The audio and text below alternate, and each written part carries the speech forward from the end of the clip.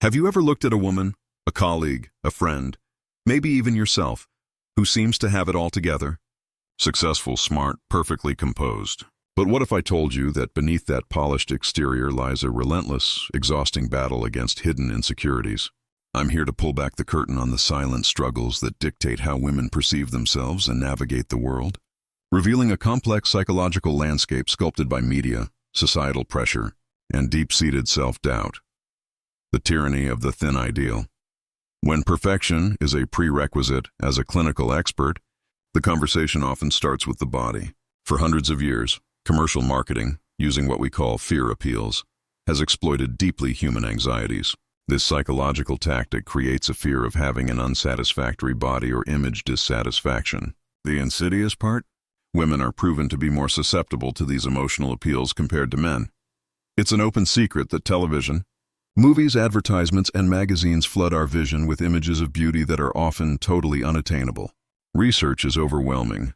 What a woman sees, hears, and perceives from the media profoundly and negatively impacts her body image, self-esteem, and even her eating habits. We see this play out globally. Disordered body image, once thought to be common only in Western cultures, is now spreading throughout the world, fueling youth-related issues. The core issue here is the internalization of the thin ideal. Internalization is a process where a person cognitively endorses the desirability of a body ideal and adopts it as a personal standard. For young women, this means absorbing the media's pervasive and often unachievable standard of thinness. When this process takes hold, it dramatically increases body dissatisfaction. Now, where does the fear come in? These messages, especially those in advertisements, utilize elements of guilt and shame to drive body image dissatisfaction. The impact is psychological, mirroring the effects of fear appeals used in other campaigns. It causes anxiety and depression. Essentially, marketers induce fear and guilt about physical appearance, compelling females to internalize that thin ideal. The fear messages warn of fatal consequences if they don't conform to the social ideal. The consequence most women dread is social exclusion, a primitive and powerful fear mechanism. This is more than just feeling bad about a few pounds. Body image relates to a person's perceptions, feelings, and thoughts about their own body, encompassing size estimation, attractiveness evaluation, and the emotions tied to shape and size. When individuals feel dissatisfied with their body image, it leads directly to psychological problems. For example, 60% of adults report feeling ashamed of the way they look. Crucially, 70% of adult women feel pressure from TV and magazines to have an ideal body. The result of this constant onslaught is profound emotional strain. When exposed to unattainable perfection, women tend to internalize that standard. When they inevitably fail to achieve it, because the ideal is often physically impossible, they become deeply dissatisfied. The comparison trap, a digital feedback loop of doubt. If the media provides the ideal, social comparison provides the constant miserable grading system.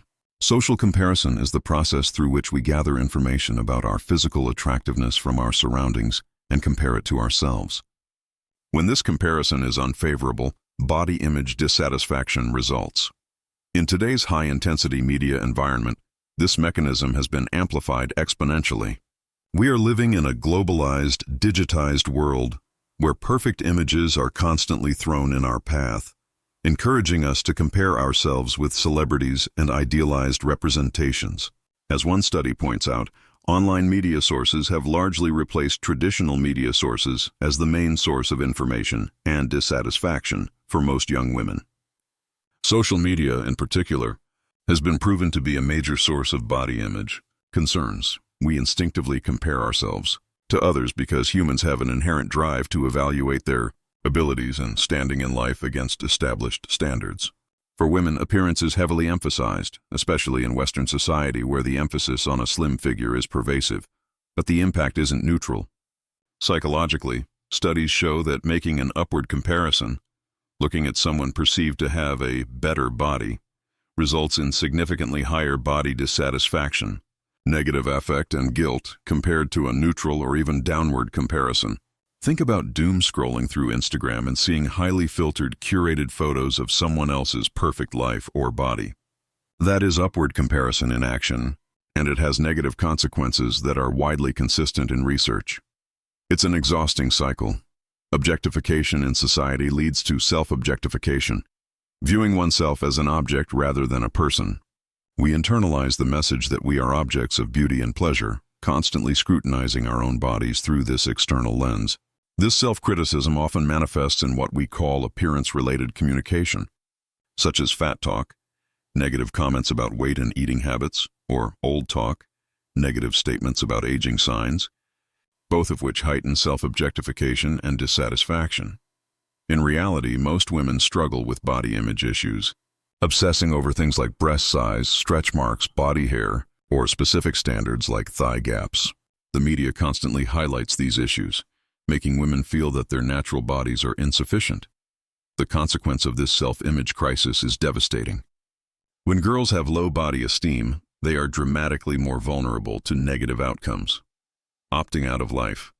Girls with low body esteem miss opportunities for advancement and development. For example, 7 in 10 girls with low body esteem fail to assert themselves or ask for help in school because they lack confidence in their looks. Health risks. 8 in 10 girls with low body esteem have put their health at risk, such as by skipping a doctor's appointment. 5 in 10 have stopped eating, binged, or skipped meals. Psychological damage. Low body satisfaction prospectively predicts depressive mood and low self-esteem in adolescent girls. It's a clear trajectory. Self-esteem, which refers to an individual's overall sense of self-worth, develops over time, shaped heavily by societal expectations and appearance. When these expectations are unrealistic, self-esteem suffers, leading to anxiety, depression, and reduced life satisfaction. The achiever's secret. Imposter syndrome insecurities aren't limited to physical appearance.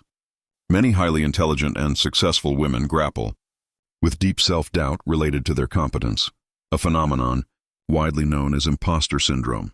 This is the internal experience of feeling like an intellectual phony. You look at your accomplishments, your high-powered job, your accolades, yet you are convinced that you don't deserve any of it, that you somehow fooled everyone, and they are eventually going to find out the truth. This critical inner voice constantly questions worthiness and abilities. Although initial studies focused primarily on high-achieving women, more recent research suggests the phenomenon affects men and women equally. However, the experience remains gendered. Women often face higher societal pressure to prove their competence, especially in male-dominated fields, which can amplify these feelings. The success-oriented woman dealing with this insecurity exhibits specific, often self-sabotaging behaviors. Constant self-critique. She is her own harshest critic. Successes are quickly dismissed or attributed to external factors like luck, timing, or the efforts of others, rather than her own skill, a clear sign of imposter syndrome. Over-preparation. She prepares exhaustively for every task, often pulling all-nighters, because she feels she must compensate for perceived inadequacy by being more prepared than anyone else. Fear of failure. Failure is viewed not as a learning opportunity, but as a direct reflection of her worth and abilities. This fear can hold her back from taking risks or seeking promotions, keeping her trapped in the comfort zone. Difficulty accepting compliments. She may brush off praise or deflect it, struggling to believe she deserves it, fearing that accepting it makes her seem arrogant. Overthinking and paralysis. She analyzes every conversation and decision to the point of mental exhaustion, worrying about all the what-ifs. This can lead to analysis paralysis, preventing timely action. A study found that women were only likely to apply for a promotion when they believed they met 100% of the qualifications listed, whereas men were comfortable applying when they met 60% of the requirements. This pervasive lack of confidence, which research shows women struggle with far more often than men, acts as a significant barrier to career advancement. The problem is self-reinforcing. When women don't see others who look like them in senior roles, they perceive they don't have the right skills, further limiting their own ambition. It's a tragedy of lost potential, highlighting why women's confidence only tends to outstrip men's once they reach their 60s and beyond, often after decades of lost opportunities. The weight of expectations, career, caregiving, and culture. The emotional burden is compounded by conflicting societal expectations. In today's globalized world, women are expected to balance professional success with deep-seated traditional roles, often as the primary caregivers. This impossible balance creates immense role strain, leading to feelings of guilt, inadequacy, burnout, stress, anxiety, and depression. This pressure is particularly acute when examining different cultural contexts, which we can analyze through the lens of intersectionality. Intersectionality shows how various identities, like gender, race, class, and culture, overlap to create compounded experiences of marginalization and oppression. For instance, in certain cultures described as traditionalist or dualist, women are expected to pursue education and independent careers publicly, yet privately they are under intense pressure to meet traditional expectations as wives, mothers, and homemakers. The Vietnamese female students surveyed, for example, felt anxiety and stress linked to social media use, compounded by the pervasive Asian cultural pressure of academic achievement and the idealized perfect woman. They shared feeling guilty for taking time off, believing they weren't diligent enough like others online. Furthermore, socioeconomic factors severely compound psychological distress. In contexts like Khyber Pakhtunkhwa, KPK, Pakistan, women exhibit significantly higher rates of depression, anxiety, and stress than men. This disparity is driven by socioeconomic factors disproportionately impacting women, such as low education levels, unemployment, financial insecurity, male dominance, and domestic abuse. For women with lower education, the vulnerability to depression increases significantly. The combination of gender and specific socioeconomic conditions means that for many, psychological health is not just about personal insecurity, but structural inequality, the performance of femininity. Navigating unsafe spaces, we often forget that insecurity extends beyond inner turmoil to how women experience physical space. The widespread feeling of being unsafe in public places is a profound restriction on women's freedom and participation in civic life. This feeling is often seen as paradoxical, since statistics typically show violence against women is more likely to occur in the home, intimate partner violence predominates, than in public spaces. Yet, the pervasive fear women feel is real, fueled by the possibility of victimization. This is the shadow effect of sexual assault. The generalized fear of sexual violence influences all aspects of a woman's life. The result is constant mental vigilance and restricted mobility. Many women, particularly those living in urbanized areas, practice avoidance strategies to mitigate perceived risk. They feel certain places or times, especially nighttime, are forbidden or illegitimate for them to occupy alone, reflecting a socio-gendered division of space. Women who choose to go out despite this fear engage in what becomes an active performance of safety. Tactical. Dressing. They deliberately wear clothes that allow them to move fast, such as avoiding heels or dressing like a man with pants and a hooded jacket, to avoid an enticing appearance. Constant guard. They are perpetually on the defensive, planning routes in advance, walking where it is well lit, or constantly scanning their surroundings in public transit to watch the whole car. Seeking company. Going out is often contingent on securing company home, transforming a simple act of freedom into a logistical challenge to avoid being a target. What drives this persistent fear, even when statistics might suggest otherwise? It's the constant exposure to seemingly innocuous acts, verbal harassment, insulting remarks about physical features being followed, or groping. That act is real calls to order, reminding women they are transgressing gender norms by being alone in public space. These acts, even if not resulting in physical harm, are experienced as profoundly aggressive and are highly effective in perpetuating fear. Remarks that some might dismiss as clumsy compliments or attempts to flirt are experienced by women as an assault or intrusion, instantly heightening their feeling of being terrorized. These daily experiences reinforce the message that women are potential targets and instill a debilitating sense of vulnerability linked to their sex. The core insecurity. Being enough in relationships and life underpinning all these pressures, the media ideal, the imposter syndrome, the fear of the street, is the fundamental insecurity of feeling inadequate, undesirable, or unworthy of love. In my experience, women frequently struggle with three major areas of insecurity: beauty, relationships, and intellectual ability. Beauty. This is often the biggest insecurity, where women act as their own harshest critics, emotionally struggling to feel good enough. Relationships. Women often feel deeply insecure about being wanted or desirable, leading to inner conflict and destructive comparison with women they perceive as having more. Intellectual ability. Even successful women doubt their ability to contribute constructively to intellectual conversations, fearing they won't say anything of value, often deferring to partners or colleagues.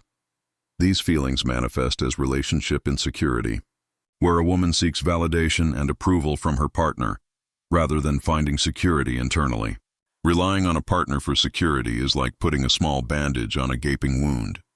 Signs of deep relationship insecurity often include behaviors that strain the connection. Excessive jealousy and clinginess. She constantly needs to know your whereabouts, resents contact with other women, and becomes suffocatingly needy.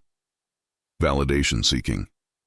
She continuously asks for reassurance that you love her, find her beautiful, or think she is the best girlfriend. Belittling others.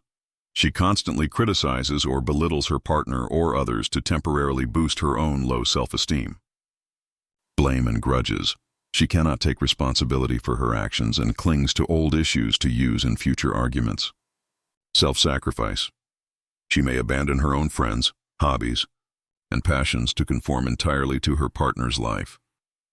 Interestingly, men can inadvertently exacerbate this insecurity, commenting on other women's appearance, keeping secrets, like phone silence or being unreachable, or dismissing a partner's contribution to a conversation as dumb, are all actions that reinforce a woman's deepest fears about her attractiveness and intelligence. When women grow up hearing cultural messages that they are not as smart as men, having a partner criticize an off-base comment can severely damage her self-worth. Ultimately, whether the issue is self-doubt in the boardroom, fear on the street, or dissatisfaction with a body that deviates from a digitally manufactured ideal, the overarching theme is a crisis of confidence. These insecurities, often deeply hidden, lead to mental health issues like anxiety and depression. They are often magnified by trauma, past abuse, and the destructive nature of perfectionism. But the path to conquering them is clear. Recognizing the behaviors, challenging the negative thought patterns, and building genuine self-love from the inside out. Conclusion. The invisible battle waged by women against inadequacy is profound, fueled by unattainable beauty standards and conflicting social roles that span the physical, professional, and public spheres.